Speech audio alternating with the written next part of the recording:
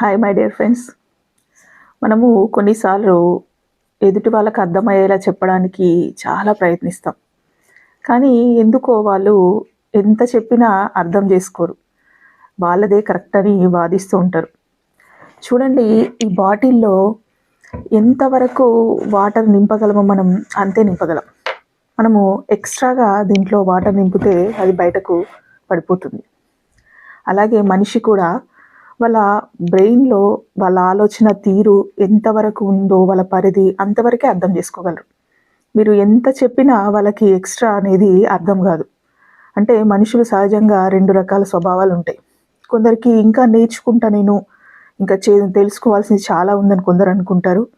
కొందరేమో నాకు అంతా తెలుసు, ఇంకా నేను ఎక్కడ చెప్పాల్సిన అవసరం లేదు నాకెవరు అని కొందరు అనుకుంటారు.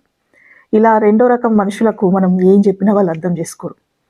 అలాంటి వాళ్ళకు చెప్పి వాళ్ళు వినట్లేదని బాధపడి వృధా ప్రయాస చెందడం కంటే మనం అర్థం చేసుకుంటే మనకు మనశ్శాంతిగా ఉంటుంది. Hi, I am Rani Reddy, counsellor and emotional wellness coach. Please subscribe.